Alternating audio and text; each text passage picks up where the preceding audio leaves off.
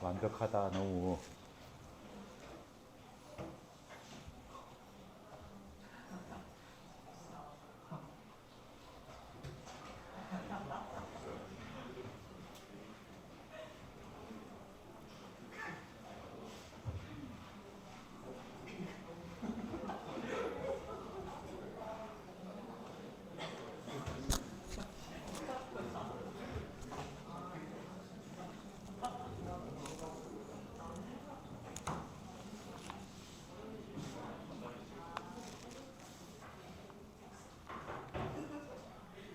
횡경 봐.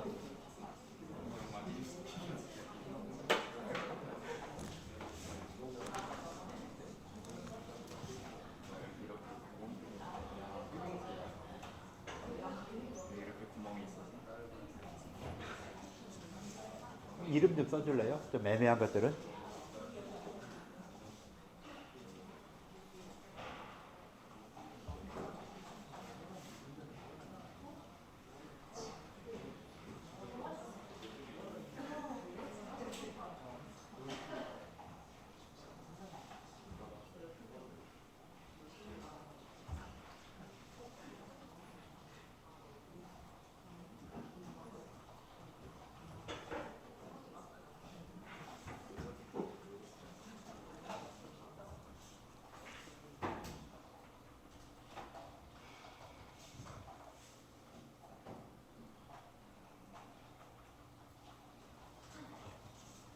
설명도 해주시죠.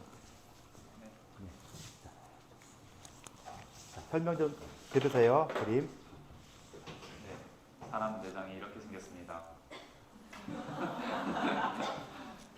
입이 있고 입 옆에 침샘이 있고 침샘에서 그 녹말 같은 다당류를 분해하는 아밀레이스가 나옵니다.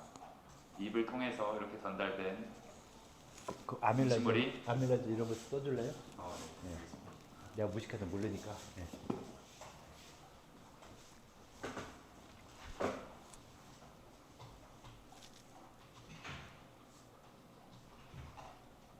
아밀레이스가 녹말을 몇 당으로 분해를 해줍니다. 그리고 이빨이 있어가지고 이빨이 이렇게 음식물을 쪼개주고 그리고 혀가 있어가지고 음식물 섞어져가지고 음식이 여기 식도로 내려갑니다. 공기는 기도로 넘어가고 그거는 폐로 이렇게 들어가고 폐에서 기관을 거쳐서 폐로 들어가고 그리고 여기 앞에 심장이 있습니다. 폐랑 심장이 있는 흉곽이랑 그리고 그 아래에 있는 복강은 이렇게 횡격막이 구별을 하고 있고 횡격막을 이렇게 뒤집어 놓은 우산 모양인데 이게 이렇게 내려가면 숨이 들어오고 올라오면 숨이 나갑니다. 그리고 여기 이 부분이 복강이고 복강은 막으로 복막이라는 막으로 쌓여 있고 복막 뒤에 이제 심장이라는 친구가 있습니다. 양쪽에 있습니다. 심판만 한 사이즈. 그다음에 여기 이렇게 위로 음식물이 넘어오면 위에서는 이제 펩신이라는 게 있는데 펩신이 이렇게 단백질을 이렇게 끊어주고 단백질을 이제 펩타이드 그랍을 이렇게 끊어주고 그다음에 여기 간에서 만들어 놓은 쓸개즙이 쓸개에 보관되어 있다가 이렇게 12지장으로 나오고 이자에 있던 이자에 그 12지장으로 나오는데 위에 있던 음식물이 이렇게 내려옵니다. 쓸개즙은 이제 지방을 유화시켜서 소화를 돕는 역할을 하고 참고로 위에 있는 펩신도 단백질을 펩타이드 결합을 끊는 역할입니다. 이 이자에게는 그 아밀레이스가 있고 그래서 녹말을 엿당으로 바꾸는 역할을 동일하게 하고 그 다음에 트립신이 있어가지고 그 앞서 펩신이 끊어놨던 펩타이드 결합을 다시 끊는 역할을 하고 그리고 라이페이스가 있어가지고 그 지방산과 모노글리세리드 3개짜리로 중성지방층을 이렇게 쪼개는 기능을 합니다. 이렇게 끊어진 12지장으로 넘어온 음식물들이 소장으로 넘어오는데 소장에서는 이제 말테이스라는 성분이 나와가지고 말테이스가 엿당을 포도당으로 끊어줍니다.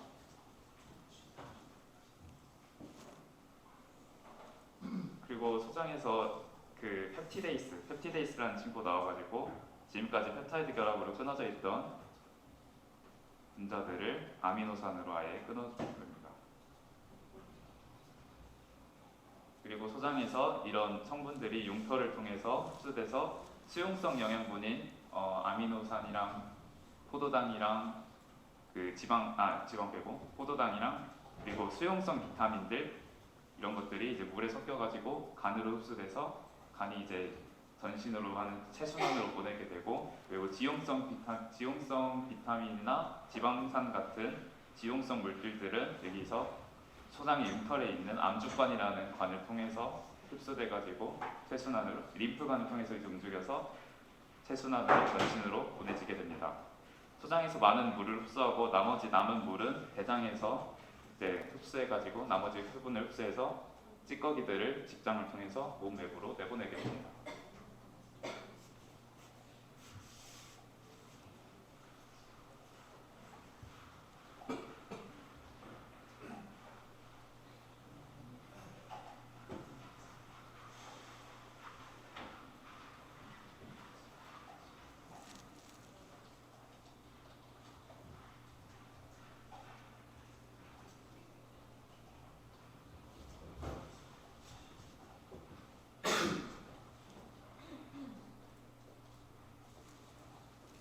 미안하지만 지라하고 이자를 영어로 뭐라고 해요? 지라는 스플린이고, 그리고 이자는 판크레아스입니다. 예, 이자 지라 말고 한글 말고 한자어로 쓰면 한자는 비장이고, 그리고 이자는 췌장이라고 합니다.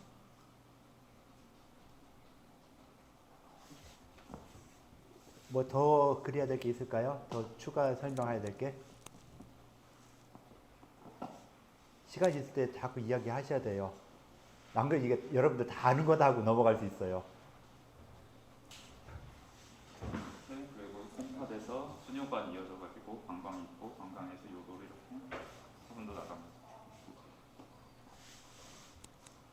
뭐 추가하거나 또 뭐 의문나는 사항들.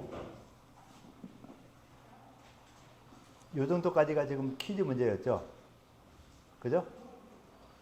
퀴즈 안 풀었어요? 지금 열심히 얻으시면서 퀴즈 나온 문제 거의 이 정도 되잖아요. 맞나요? 네. 근데 아닌 것처럼 다들 대답이 없어서요. 내가 잘못 냈나 하고. 예, 고생하셨어요. 예, 아주 잘했어요. 예.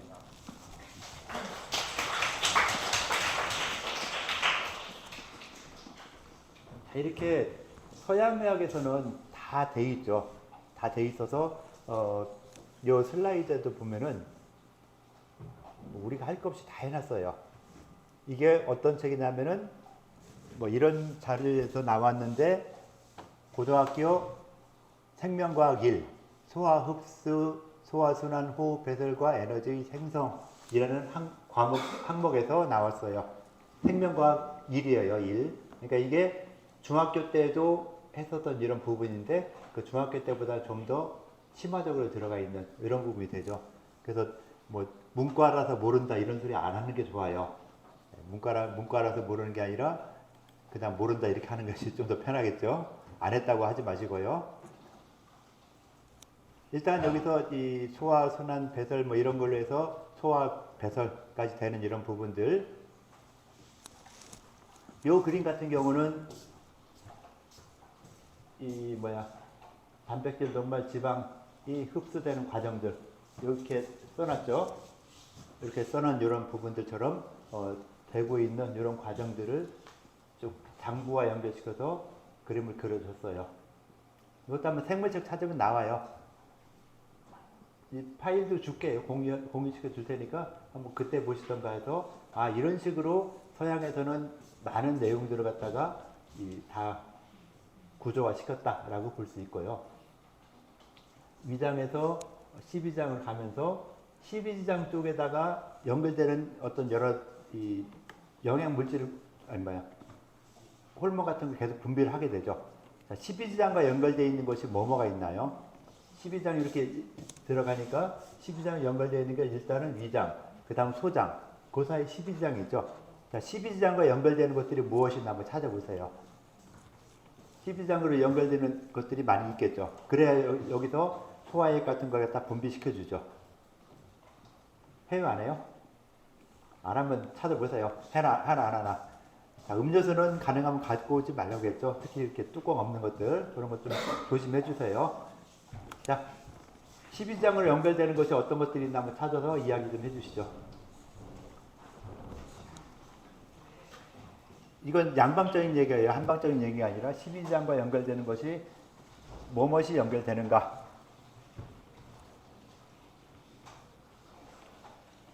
검색해 보세요. 12장 연결되는 거.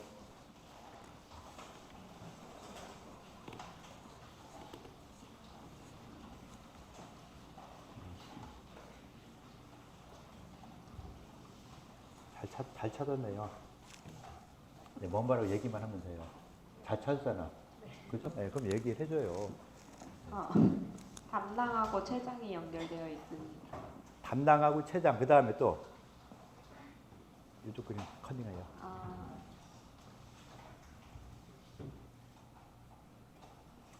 어디가 요건가? 요 그림인가?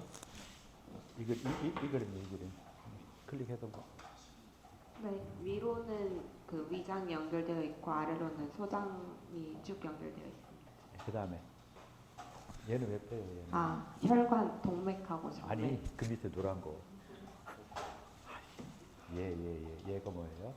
최장 아까 말했는데요. 아까 말했어요? 네. 미안해요.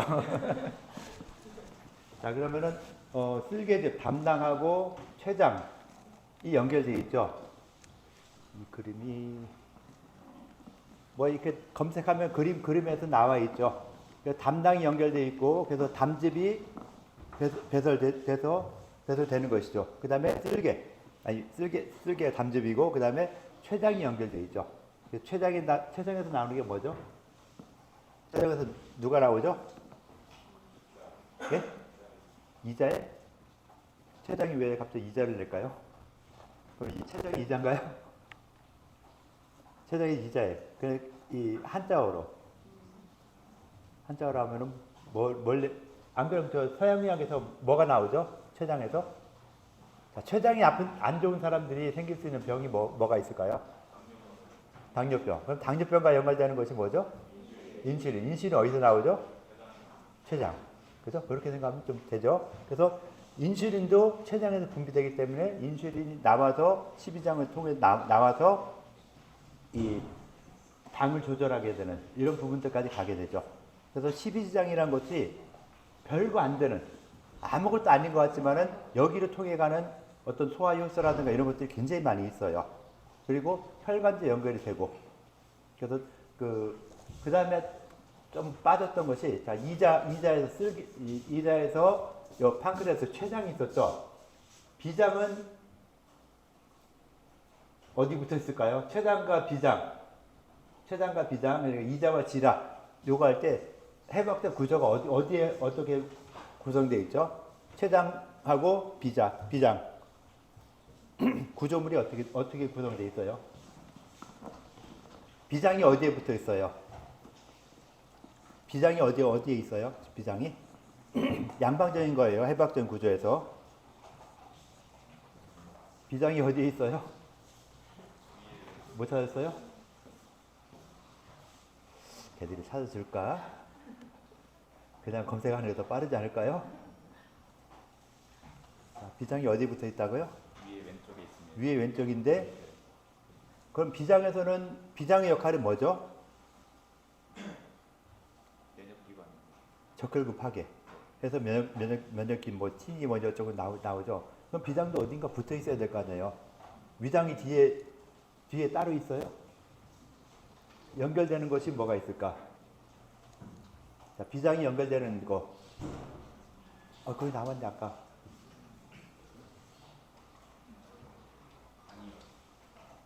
네. 말 해줘요 그럼. 비장은 이자랑 연결됩니다. 예? 비장은 이자? 네, 이자와 연결됩니다. 비장이 이자와 연결된다. 그럼 저기서 아까 이 비장이 이자와 연결된다 했어요. 맞아요? 지라의 문 부위는 이자의 꼬리 부분과 맞닿아 있다고. 네, 맞닿아서 연결이 돼요.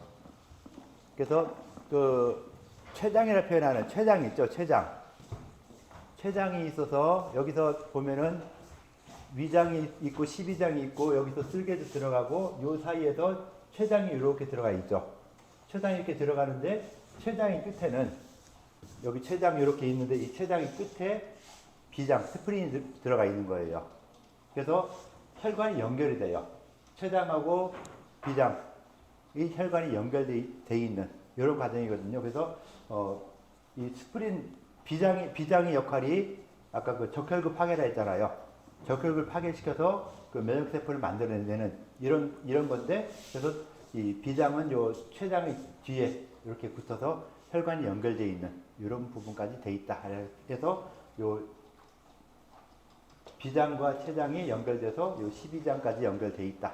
그래서 소화 효소 같은 것들도 배출을 하고 있다라고 볼 수 있죠. 그래서 장부의 구조, 전체적인 구조가 이렇게 돼 있다라고 좀 알아두셔야 될 필요가 있고, 각각 더 중요한 것들은 이제 각각 어느 부위에서 어떤 소화 효소가 나와서 어떻게 소화시키느냐, 소화시켜서 어떻게 뭘 만들어내느냐 했을 때 뭐 라이페이스, 트립신, 아밀레이스, 말티스 뭐 어쩌고저쩌고해서 결과가 녹말이 뭐로 돼요? 포도당으로, 단백질이 아미노산으로, 지방산 모노글리세이드 같은 걸로 돼서 얘들이 이제 영양물질로 작용하는 것이죠. 이렇게 돼서 이것이 뭐 살이 찌거나 뭐 운동을 하거나 뭐 하거나 이런 에너지가 되는 것이죠. 그래서 서양에서는 이렇게 음식을 먹어서 이게 소화 흡수되면서 각각의 영양물질이 만들어지고 영양물질이 변화해서 힘을 내게 한다, 살아갈 수 있게 만든다 라는 것까지 딱 돼 있어요. 근데 한의학에서는 이렇게까지 안 돼 있거든요. 그래서 우리가 우리가 지금 수업 시간에 배워나가는 그런 부분들을 종합을 해서 그런 부분들을 갖다가 이제 우리가 만들어서 나중에 요거를 한번 만들어야 돼요. 우리가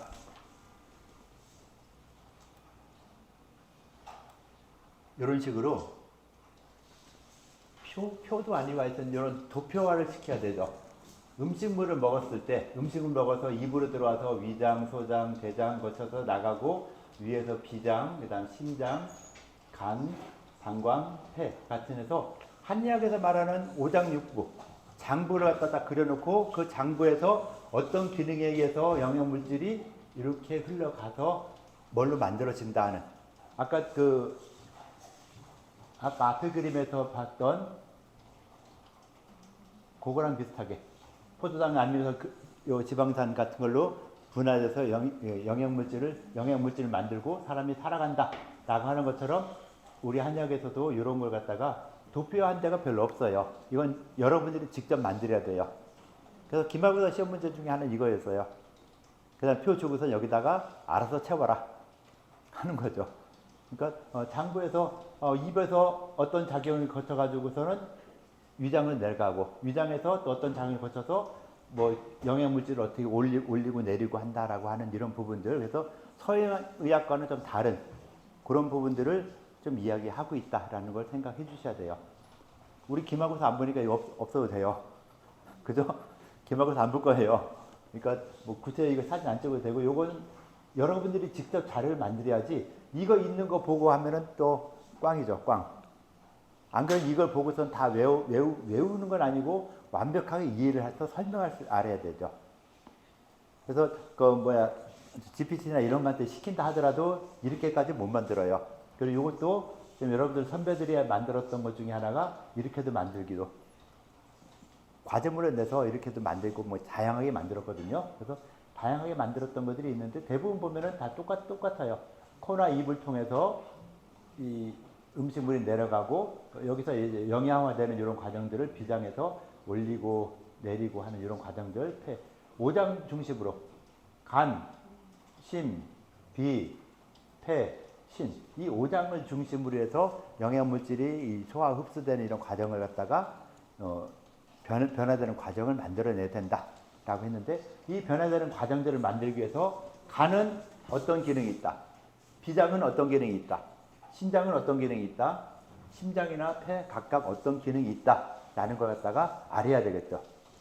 그래서 그런 것들을 이제 앞으로 뭐 요번 시간에 좀 했었고 앞으로도 각각에 대한 내용들을 이야기하면서 자 비장은 문화 기능이 있구나.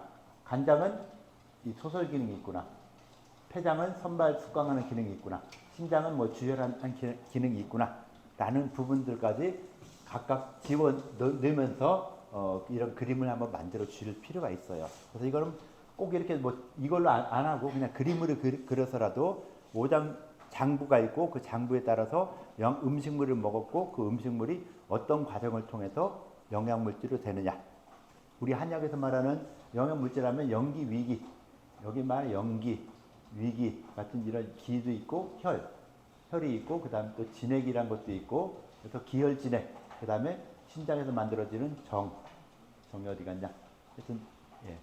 신장에서 만들어지는 얘도 없나 보네요. 예. 정 같은 이런 부분들까지도 다 언급을 하게 되는 이런 부분들까지 있어서 이런 그림을 갖다가 한번 만들어 본다라고 생각을 해 주실 필요가 있다라는 걸 좀 아시고 우리가 수업하는 내용들 각각 장부에 대해서 이야기할 때 그 각각의 기능들이 있고 그 기능들이 어떻게 작용하느냐 음식물을 어떻게 변화시키느냐 하는 이런 부분들. 그래서 서양의학에서 말했던 어떤 음식물이 소화 흡수되는 과정들 이런 과정을 거쳐서 뭐 구체적인 것들은 뭐 고등학교 때 했다 하고 넘어가더라도 이런 것들이 녹말 단백질 지방들이 이렇게 변한다. 그럼 포도당은 어떤 역할을 하느냐, 그 다음에 아미노산은 어떤 역할을 하느냐, 지방산은 어떤 역할을 하느냐 하는 것 정도는 알아야 되겠죠. 탄수화물을 먹어서 포도당을 만들었는데 이 포도당이 내 몸에서 어떤 역할을 하느냐.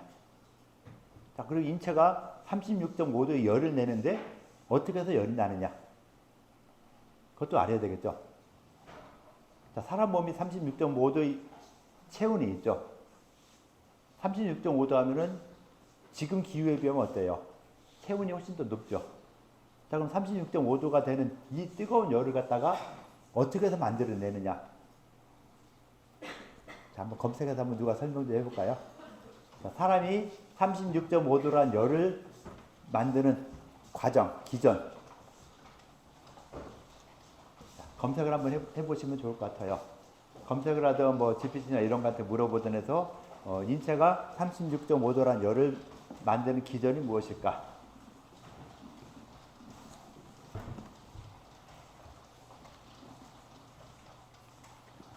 공부 정보 시간 같네. 찾아봐라 뭐하라 하는 걸로.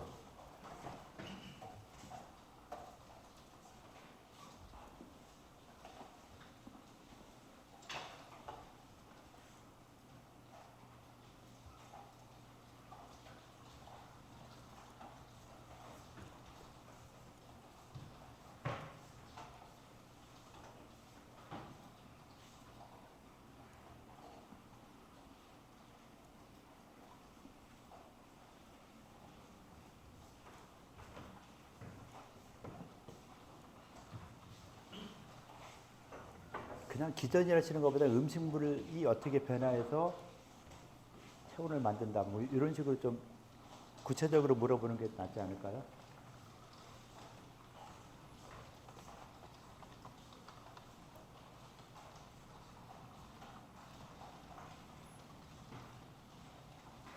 (36.5도라는) 건 누구나 다 알죠. 근데 그 열을 갖다가 만드는 게 어떤 과정을 거쳐서 만들어내는가 하는 부분들을 좀 누가 이야기해 주면 좋겠죠. 자, 누가 이야기할 수 있나요? 검색했나요? 예, 잠시만요. 마이크 잡고 잠깐만요. 여기가 또 화면을 같이 볼 수 있게 할게요. 10번. 예, 잠시만요.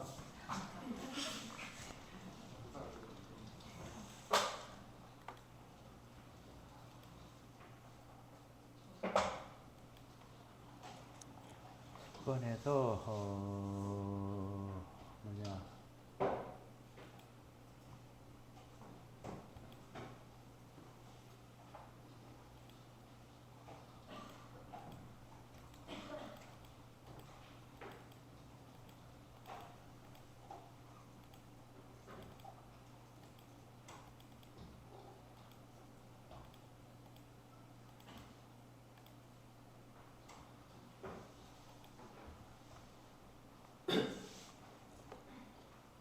예.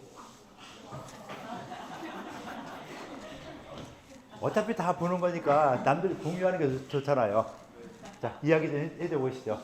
네, 일단 제가 찾은 자료는 이제 체온 조절 기전에 대한 것인데 이제 이게 핵심만 말씀드리면은 기본적으로 체온 조절을 하기 전에서 이제 피부에 있는 말초 온도의 수용기가 있습니다. 그리고 그래서 이제 피부로부터 이제 체온이 전달이 되겠죠. 그게 이제 치상하부 앞에 있는 이제 심부 온도 수용기가 있는데 이 피부를 통해서 말초 신경 내름을 통해서 이제 전달된 피부 온도나 심부 체온에 대한 변달이 되는 정도가 90선 뉴런을 통해서 시상하부의 체온 조절 중추에 전달이 됩니다. 그래서 이 체온 조절 중추는 이제 다 보시다시피 이제 온도를 조절하는 이제 그 가장 핵심이 되는 역할을 하는 것인데 기본적으로 아까 교수님께서 말씀하셨던 37도처럼 이제 체내 온도에 대한 기준값이 설정되어 있다는 게 유력한 이론이라고 보이고요.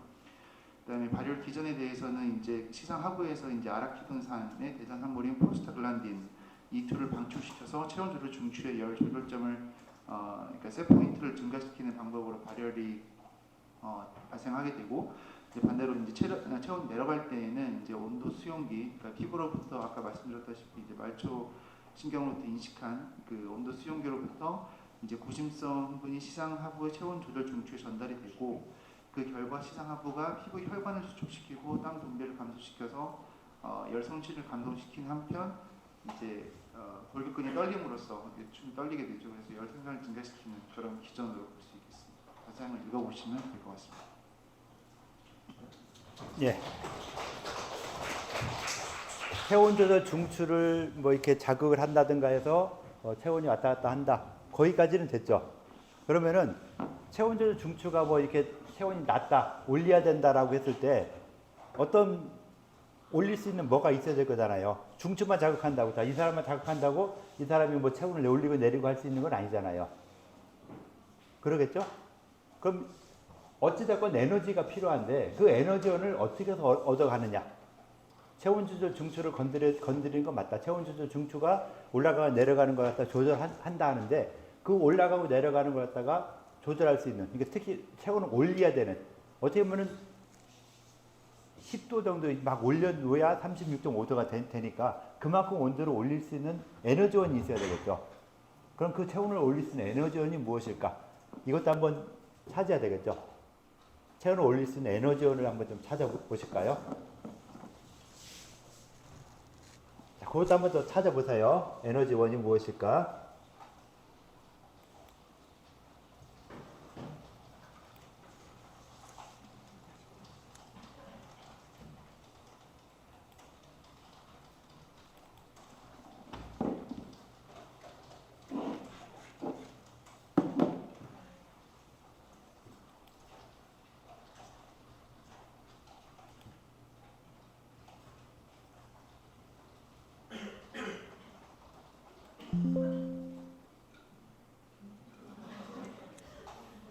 이건 또 웬일이야.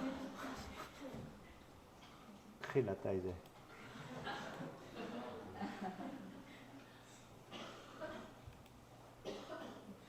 야, 어떻게든 해봐라.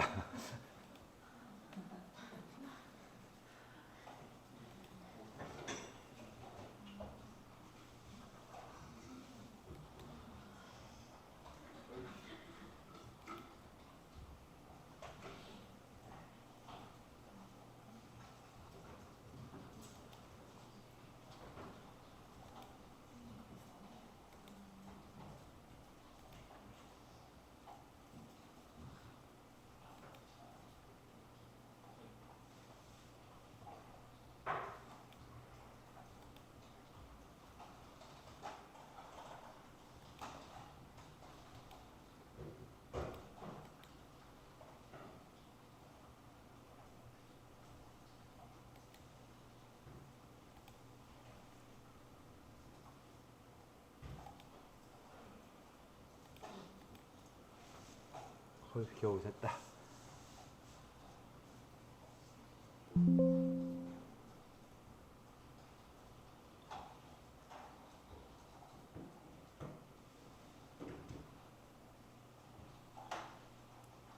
찾았나요?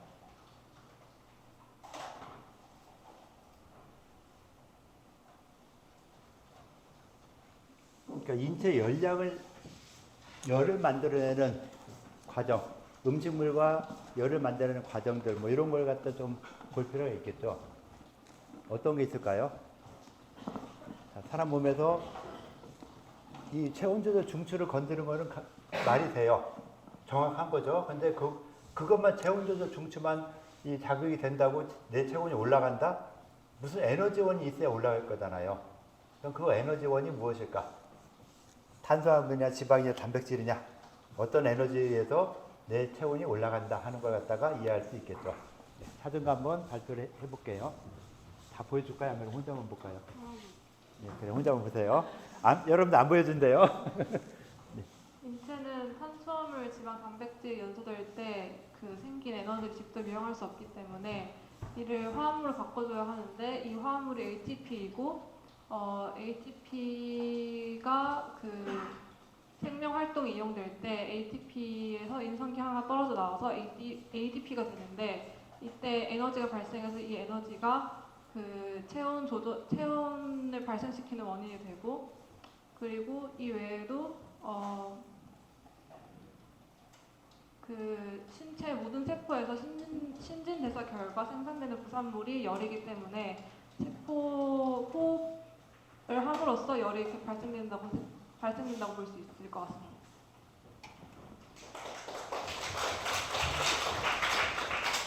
나도 잘 모르지만 ATP가 뭐 ATP 하면서 열량이 나타난다. 라는 뭐 그런 말인가요? 네, 맞아요.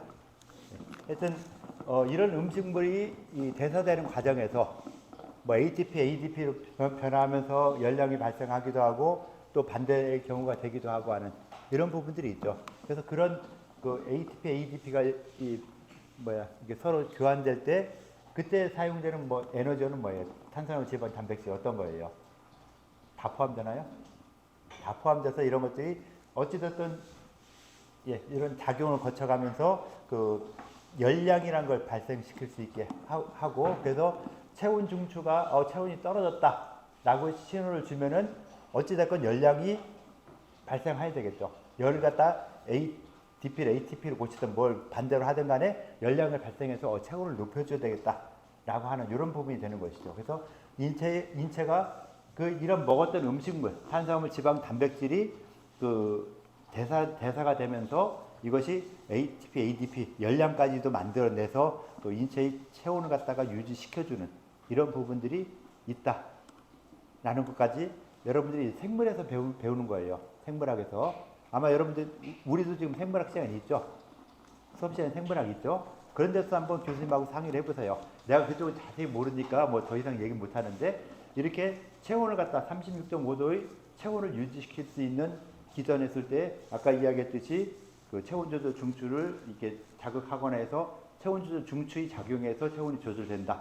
그럼 어떤 영양분에 의해서 그 체온이 올라가고 내려가고 할 수 있느냐? 체온 내려가는 것은 영양분하고 상관이 없죠. 음식물하고 상관없이 체온 내리기 위해서 가장 쉽게 할 수 있는 게 뭐예요? 체온 내리기 위해서 가장 쉬운 방법. 체온을 내리는 가장 쉬운 방법. 감기 걸려서 열이 나요. 그때 열을 좀 내려야 되겠죠? 할 수 있는 방법. 뭐가 있을까요? 체온을 내리는 가장 좋은 방법이 뭘까요? 네? 누가 얘기했어요? 자신있게 이야기하세요. 어차피 틀리니까. 나도 모르니까. 뭐라고요?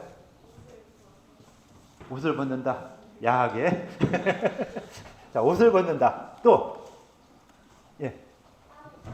땀을 뺀다.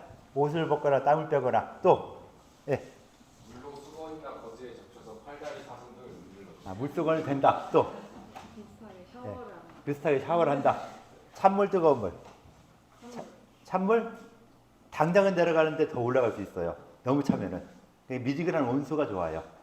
그래서 땀을 뭐요? 뭐 한다고요? 해열제를 먹는다. 정답. 최고 명확할 수 있는데 내가 만약 해열제가 없는 상황이다 하면은 이런 방법을 써야 되겠죠. 자, 해열제 먹을 수 있는데 해열제 먹을 수 없는 상황도 있어요. 그럼 일반적으로 할 수 있는 방법들이 지금 여러분들이 말한 내용과 유사하죠. 그래서 가장 쉽게 체온 조절 중추가 체온이 너무 높아 라고 신호를 줬으니까 가장 쉽게 할 수 있는 내 몸 자체에서 해결할 수 있는 방법이 금방 말했던 땀을 내는 방법들. 땀을 내거나 안 그러면 체온 자체를 식혀주는. 그래서 어린아이들 경기 나가지고서는 막 40도까지 가기 좀 힘들지만은 그만큼 39도 막 올라가고 할 때 소아과 응급실에 딱 데려가면은 일단 하는 게 뭐예요? 옷 다 벗겨놓고 에어컨 앞에다 딱 대죠. 안 그러면 알코올 솜으로 이렇게 좀 이렇게 닦아서 열을 갑자기 내리는, 급하게 내리는 이런 부분들. 그래서 너무 높아지면은 뇌에도 영향이 있어서 나중에 커다란 후유증이 남죠. 그래서 아주 급하게 높게 올라가는 이런 부분에서는 그 차갑게 해주는, 차가운 뭐 냉장고 같은 데가 아주 시원한 데 넣거나 이런 에어컨 바람을 세게 하거나 해서 급하게 내려주는데, 한의학에서는 또 그 열이 어느 상태인가에 따라서 막 그렇게 39도 막 40도까지 계속 올라갈 정도 돼서 뇌에 영향을 미칠 정도 되면은 못하겠지만은 일반적으로 한 37도, 38도 이 정도 올라가는 이런 열에서는 차갑게 안 해요. 오히려 땀을 내기 위해서 두꺼운 옷을 입거나 이불을 덮거나 해가지고서는 몸을 뜨겁게 만들어서 땀을 내게. 그래서 땀을 내므로 인해서 열이 풀리는 이런 과정들을 좀 설명을 하고 있죠. 그래서 땀을 내는 법. 그게 어떻게 보면 한의학에서 보는 정답인데, 땀을 내게 하기 위해서 이불을 덮어준다, 막 옷을 막 입힌다 했을 때 이 친구가 과연 그 한계상을 버틸 수 있나 없나, 이걸 판단을 잘해야 되죠. 무조건 한의학에서는 옷을 막 입혀야 된다라고 해서 무조건 옷을 많이 입히고 뜨겁게 해서 부작용이 날 수도 있고, 너무 차갑게 한다고 했을 때, 차갑게 했을 때 좋은 점은 급하게 내릴 수 있지만은 시간이 지나면 또 다시 올라가요. 서양에서 하는 방법들이 이 에어컨 바람 쐬거나 차갑게 했을 때 급하게 내려가죠. 39도 했던 것이 37도까지 내려가는데 좀 있으면 다시 올라가게 돼서 그 회복이 안 되는 이런 경우도 생각보다 많이 있어요. 그래서 한의학에서는 반대로 좀 뜨겁게 해주는데, 따뜻하게 해서 땀을 내는데 땀이 나냐 안 나냐, 이 상황을 잘 살펴야 되죠. 그래서 한의사들은 어떻게 보면 약간의 위험부담이 좀 더 있어요. 양의사들은 일단 열 나니까 차갑게 해서 열 끈다.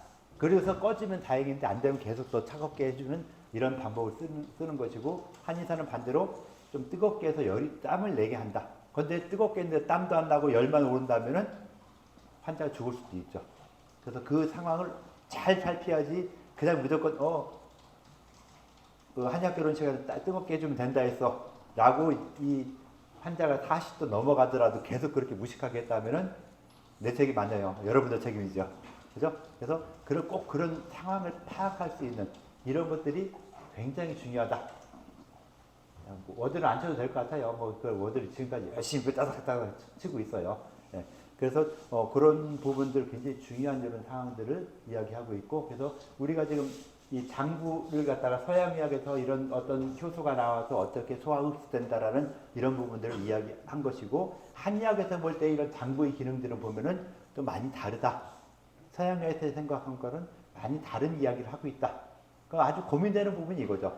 한의학에서 말하는 것이 지금 어떤 현대 과학적인 측면에서 봤을 때는 말도 안 되는 소리예요. 그 말도 안 되는 소리를 갖다 딱 이야기했는데, 그 이야기를 지금까지 우리가 믿고 한의학 결혼 시간에 그렇고 생리학 시간에 그렇고 계속 이야기를 한다 하면은 이거를 믿을 수 있을까, 믿으면 안 될까 하는 이런 부분은 좀 고민이 되겠죠. 한의학에서 간은 뭐 소설 기능이 있다, 장군지간이다. 뭐 심장은 신명이 출한다. 심장에 신명, 정신작용이 심장에서 나온다. 라고 하는데 과연 그걸 믿을 수 있을까? 그런데 또 한의학이 지금까지 살아남아 있는데, 한의학에서는 지금도 심장은 임금의 역할을 하면서 정신작용이 심장에서 나온다라고 생각을 하고, 생리학 시간도 그렇게 가르치고, 한의학에서도 그런 얘기 나오고, 그렇게 그걸 가지고 임상을 하고 있어요. 근데 그것도 말이 돼요. 안 맞는 게 아니라. 과학적으로 봤을 때, 현대 과학적으로 봤을 때는 말도 안 되는 소리지만은 그냥 이 한의학적인 측면에서 봤을 때는 그것도 뭐 그냥 믿을 수 있어 할 정도. 그러니까 서양의학을 전공한 사람들이 한의학 보면 말도 안 되는 소리 하느냐, 심장하고 정신작용이 무슨 관련이 있느냐 라는 이야기를 많이 하게 되고, 한의학에서는 그래도 심장에 열이 심해서 정신이 이상하게 되는데 그 심장을 꺼주면 정신이 돌아온다 라는 걸 실제 임상을 해보니까 되는 과정이 있어서 그걸 갖다 지금까지 믿고 있는 것이죠.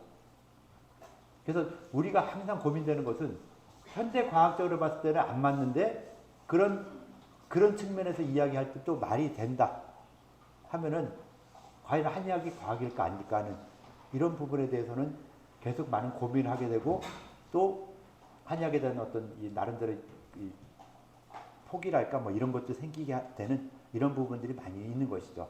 그런데 아직까지 그 우리나라에서만 한의학이 살아있다면은 좀 문제가 되겠지만은 다른 나라에서도 한의학이라는 걸 가지고 아직도 임상에 활용하고 있는 나라들이 꽤 많이 있어요.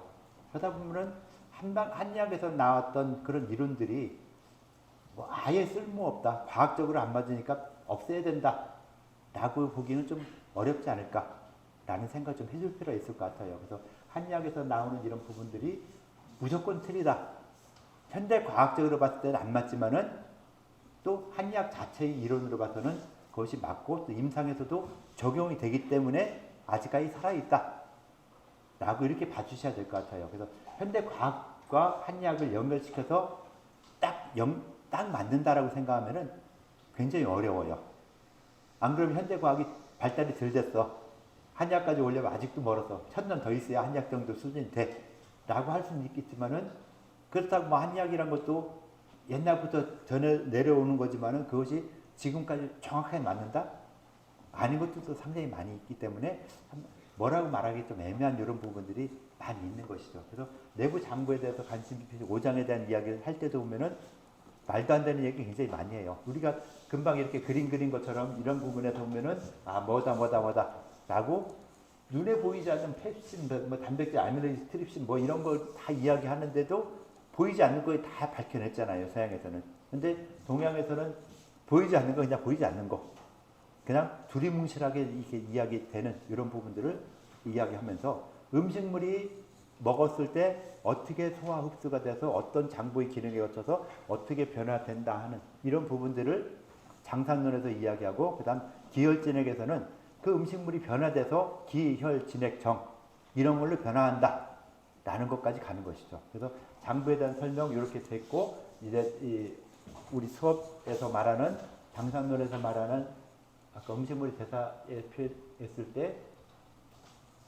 각각 장부에 따라서 간식배신 돌아가고 여기에 따라 나타나는 기혈진액 같은 것들도 있다 라고 해서 음식물이 오장의 기능을 거쳐서 기혈진액으로 변화한다 라는 것까지 가져야 돼요. 그래서 장상론 5장 각각의 육부 각각에 대한 이야기를 어느 정도 하고, 그 다음 이어서는 오장 육부의 기능에 의해서 생성되는 물질, 음식물을 먹어서 오장 육부가 이 소화 흡수를 거치면서 나타나는 물질인 기혈진액, 정 이런 것들이 어떻게 작용하느냐 하는 것까지 보면 이제 내부 장부에서 나타나는 일들을 어떤 이 생리학적인 측면에서 여기서 말하는 어떤 이런 영양소들이 흡수되는 이런 과정들, 이런 영양소들이 흡수돼 가지고 요 흡수된 걸로 인해서 36.5도라는 열도 만들어내게 되는 이런 부분이 있다라고 생각을 하는 것이죠. 그래서 한의학에서도 나중에 보면은 그 의학에서 금원실에 가면은 상화론이라는 게 또 언급이 돼요.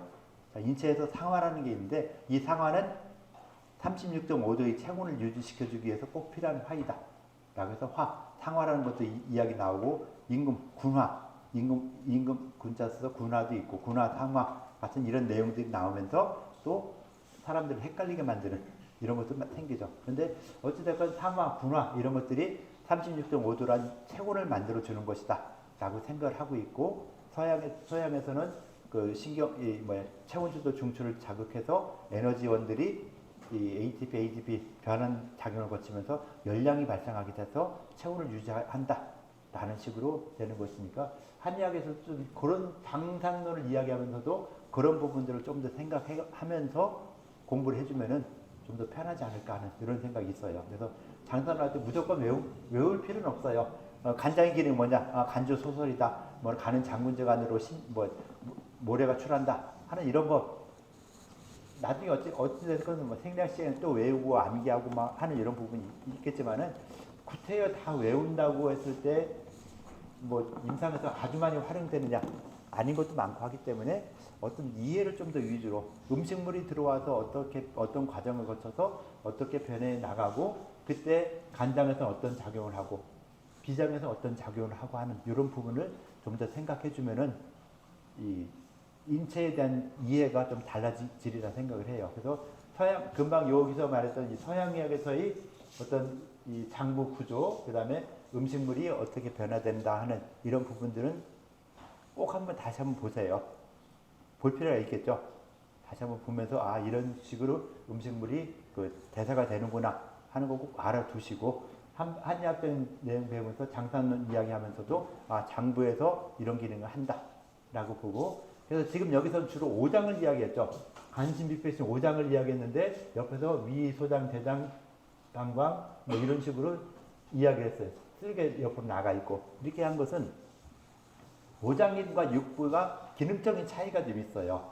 오장이라는 것은 영양물질, 전기를 갖다 영양물질을 갖다 저장하는 역할을 많이 하거든요. 그래서 자기한테 저장을 해서 밖으로 나가지 않고 일단 나한테 들어오면 안 나간다 라는 것이기 때문에 오장에서 장자를 썼어요. 그러니까 육부라는 건 부는 창고도 되면 들어오죠.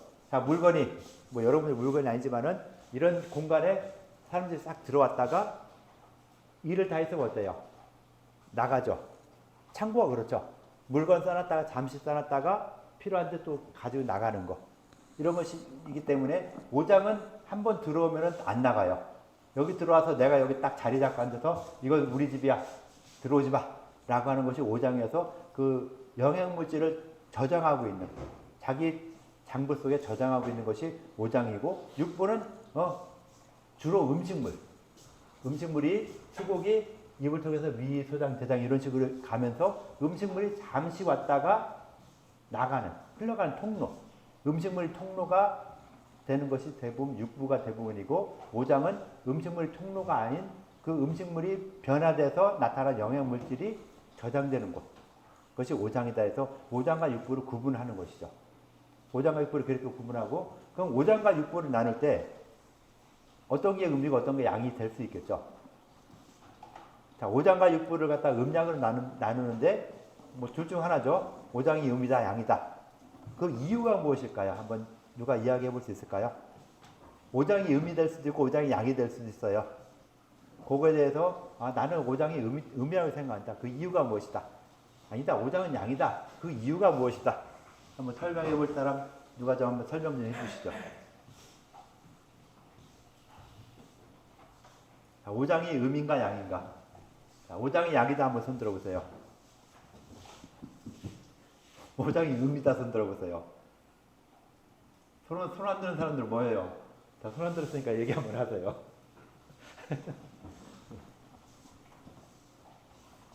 자, 이유까지 생각 좀 해주셔야 돼요. 오장은 기본적으로 몸 안에 있고 겉으로 드러나지 않기 때문에 음에 가깝지 않을까 생각을 합니다.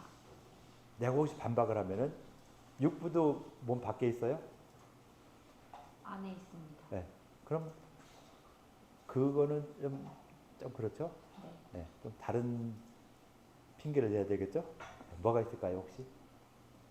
네. 옆에 빨리 보고 하세요. 네. 다음에 옆 사람한테 넘기던가 해. 자, 이야기하면 괜찮아. 해요. 어차피 틀리든 맞건 내 생각을 갖다 이야기하는 게 중요하지 맞고 틀리다 이건 중요하지 않아요. 내 생각이 이렇게 하고 있다. 그런데 이것이 나중에 내년에 갔을 때 내 생각이 틀렸네. 바꿔야 되겠네. 바꾸면 돼요. 이야기 한번 해보세요. 네. 잠시 보고 이야기하는 거니까 틀릴 수도 있고 맞을 수도 있고 그래요. 네. 마이크 좀 더 같이 해야 되고. 네. 그냥 인체의 기능을 유지하고 에너지를 생산하는 데 있어서 5가지 장기가 중요한 역할을 하니까 그 양에 해당한다고 생각합니다. 중요한 역할을 하니까 양이겠다. 그 육부는 중요하지 않을까요? 그 육부보다는 오장이 조금 더 장상학설에서도 중요하게 다뤄지는 것처럼. 왜 중요하게 다뤄질까요? 그것까지는 잘 모르겠습니다. 네, 그것까지 몰라도 하여튼 오장이 좀 더 중요한 것 같다. 그래서 오장이 양일 것 같다. 또 다른 의견 또 누가 좀 이야기해 보실까요? 맞나 틀리나 몰라요. 아까 이렇게 할게요. 네.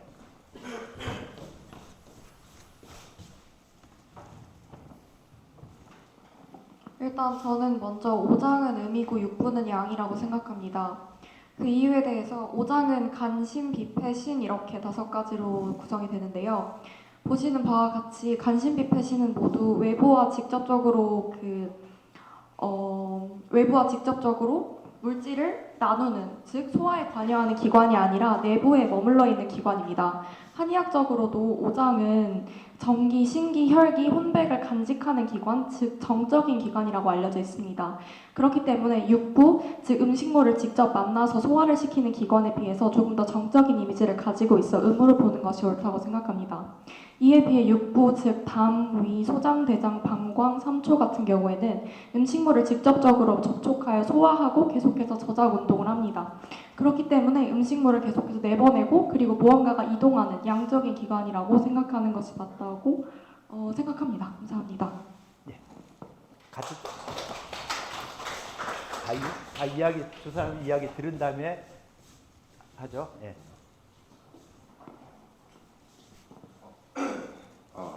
저도 6부가 양이고 5장이 음이라고 생각하는데요. 이유를 얘기해보자면 6부가 담낭, 소장, 위, 대장, 방광, 3초 이 정도가 되거든요.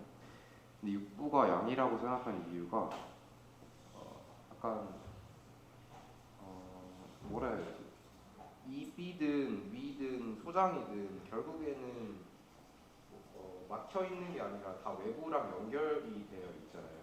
물 뚝뚝 들어가면 관 하나가 뚝 떨어져 있으니까 그런 의미에서 저는 더 외부에 있다라고 생각을 했는데 약간 폐나 이런 거는 제 생각에 반하긴 하는데 그냥 옛날 사람들이 6부랑 5장 중에 음양 정해야 되는데 뭐 할래 하고 그냥 한 6부가 좀 더 바깥에 있는 것 같은데 6부가 하는 거 어때? 양 하는 거 어때? 해가지고 되지 않았나 싶습니다. 5장과 6부를 누가 음할래, 누가 양할래 해서 이렇게 좀 정해졌을 것이다 라고 했고, 저 친구는 기능적인 측면에 봤을 때 5장은 저장하는 역할, 6부는 이렇게 잠시 왔다 나가는, 음식물이 들어왔다 나가는 이런 역할을 하기 때문에 5장이 음이고 6부가 양일 것 같다 라는 이런 주장들을 했어요. 이렇게 그럼 5장이 음이고 6부가 양이다, 양에 속한다 라고 한 거에 대해서 어떨까요? 전체적으로 봤을 때 맞다 틀리다 한번 소리 한번 들어볼까요? 자, 5장이 음이고 6부가 양이다. 맞는 것 같다 한번 손 들어보시죠. 아닌 것 같다 손 들어보시죠. 손 안 든 사람. 다 5장이 음에 속하고 6부가 양에 속해요? 다시 한번 할게요. 한번 5장이 음이다. 한번 손 들어보세요.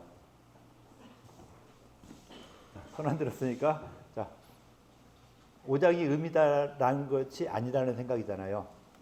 왜 그렇게 생각할까? 저는 5장이 양에 좀 더 가깝다고 생각을 했는데요. 네. 이유는 뭔가 5장은 내부가 좀 충실하게 많이 차 있는 느낌이고 6부는 그거에 비해서 좀 공허한 기관이라고 생각을 했거든요. 그래서 5장이 양에 가깝지 않을까라고 생각했습니다. 또 반대 의견으로서 5장이 꽉 차 있으니까 양이고 6부는 비어 있는 상황이다 보니까 음이 될 것이다라는 이런 주장을 또 했죠. 뭐 이것도 말이 될 수도 있고 안 될 수도 있고, 앞에 말한 것도 말이 될 수도 있고 안 될 수도 있고. 그래서 음양 오행론 이야기하면서 여러분들이 사진 찍은 거 하고 있죠. 거의 사진은 다 찍었을 것 같아요. 이제 벚꽃이 다 떨어졌으니까 이제 그걸 가지고 음양론 오행론으로 설명을 하는 것이죠. 그때 음양론이나 오행론 같은 것이 음양이 절대적이에요, 아니면 상대적이에요? 음과 양이. 음과 양이라는 것이 내가 항상 양이고 이 친구가 항상 음일까요? 바뀔 수 있을까요? 두 사람이 같이 이렇게 있다고 했을 때 이 두 사람을 비교할 때 음양이 항상 음양으로 고정되어 있나요? 안 그러면 바뀔 수 있나요? 바뀔 수 있죠. 상대적이라고 해야 되겠죠. 절대적인 게 아니라 상대적으로 음양이나 오행 같은 것들이 어떤 거랑 연결되느냐에 따라서 목화토금수가 바뀔 수도 있고 음양이 바뀔 수도 있어요. 5장 6부에서도 5장과 6부를 갖다가 음양을 나눌 때 어떤 기준으로 보느냐, 아까 저장한다는 측면, 그 다음에 이렇게 순환된다는 측면을 봤을 때는 저장하니까 음이고 순환되니까 양이다 라고 볼 수도 있는 거고, 요 친구가 말하는 것처럼 꽉 차 있으니까 차 있는 것 자체가 양이 될 수도 있고 비었으니까 음이 될 수도 있다 라는 것들도 볼 수 있겠죠. 그래서 어떤 기준으로 보냐 하는데, 일반적으로 한의학에서는요 5장과 6부를 나눌 때 뭐 기능적인 측면, 뭐 저장한다 이런 기능적인 측면이라든가 또는 어떤 이 다른 전체적인 구조적인 측면이라든가 이런 걸 봤을 때도 좀 더 5장은 음에 가깝다라고 보고 있어요. 그래서 좀 더 속에 있는 것이고 6부는 좀 주변에 있는 이런 걸로 봐서 6부는 양에 가깝다라고 생각을 해요. 그러니까 아까 말한 것처럼 옛날 오랜 시간 동안 사람들이 모여가지고 5장이 양이다, 5장이 음이다 피튀기에 싸우된 거죠. 막 싸우다가 이렇게 막 싸우다 보니까 나름대로 이제 결론이 이제 진짜 너무 이렇게 이 5장이 음이건 양이건 큰 의미 없는데 그래도 그냥 결론 지어서 보면은 이럴 것 같다라고 하면서 보통 한의학에서 말할 때 5장은 음에 속하고 6부는 양에 속한다 라는 식으로 주로 이야기를 하고 있어요. 그래서 음양에 대한 이런 부분들도 오랫동안 사람들이 자꾸 이야기한 결과, 그 결과가 5장은 그러면서 이제 5장이 음이니까 음이 되는 이유를 갖다가 금방 이야기한 것처럼 어떤 이 저장한다, 전기를 저장한다는 이런 측면이고 6부는 음식물이 좀 통로한 통로이기 때문에 6부를 양으로 보는 것이 좀 더 편하겠다라는 식으로 이야기를 하는 것이죠. 그래서 그런 식으로 5장과 6부에 대한 부분들을 이야기하고 있기 때문에 그래서 5장이 기능적으로 봤을 때도 전기를 저장하고 있고 그 전기가 이 사람의 어떤 생명을 갖다 유지하는데 좀 더 중요한 역할을 차지하더라. 그래서 5장이 중요하니까 오히려 양이 되는데 저장한다는 이런 측면, 전기를 저장한다는 이런 측면에서 5장을 음으로 보는 것을 좀 더 이야기를 하고 있다라고 볼 필요가 있어요. 그래서 5장은 항상 음에 속하는 이런 부분이 될 것이다 라고 봐주면 될 것 같고요. 그래서 오늘도 뭐 수업에 관련된 약간 뭐 수업과는 약간 다르지만은 굉장히 중요한 이야기를 했어요. 이런 것 꼭 아셔야 돼요. 그래서 먼저 시간에도 한번 나와서 그려보라 라고 했던 것이고, 이것이 이제 좀 더 발전돼서 각각 탄수화물, 지방, 단백질이 어떻게 대사돼서 어떤 결과가 나온다. 이것들이 어찌됐건 어떻게 작용을 해서 열량을 내는데 활용된다 라는 것 좀 알아두시고, 이런 것처럼 한의학에서도 그와 비슷하게 이런 그림을 그려놓을 수 있다. 이런 것들이 만들어야 된다 라고 해서 이런 예를 가지고 여러분들이 좀 여기서 빠진 게 굉장히 많아요. 간에서 보면은 간주 소설한다, 뭐 비는 통혈한다, 운화한다 하는 이런 기능들을 다 빼놨어요. 그래서 이거보다 좀 더 복잡하게 그림이 그려지게 되거든요. 그래서 간은 장본지간이다, 뭐 소설 기능이 있다, 뭐 한다 하는 이런 내용들이 하나하나 다 기록되고 어떻게 작용한다라는 것까지 언급이 돼야 되는데, 이건 나중에 생략을 할 때도 이런 그림을 하나 좀 큰 종에다 그려면 더 좋겠죠. 그래서 장부의 기능이 어떻다는 걸 갖다 꼭 기억을 하고, 이것이 음식물이 소화 흡수되는 과정하고도 어떻게 연결된다라는 걸 꼭 좀 알아두시면 좋을 것 같아요. 그래서 이런 거는 그렇게까지 한번 생각해 보시는 걸로 하고, 한번 그냥 뭐 숙제까지는 아니고 여러분이 한번 직접 한번 고민을 해서 한번 만들어 보세요. 이런 것을 한번 만들어 보고 하면은 나중에 생리학 배울 때도 굉장히 도움이 될 수 있다라는 거 보고, 다음 시간에 뭐 또 이어서 수업하도록 할게요. 자, 오늘 수업 여기까지 할게요.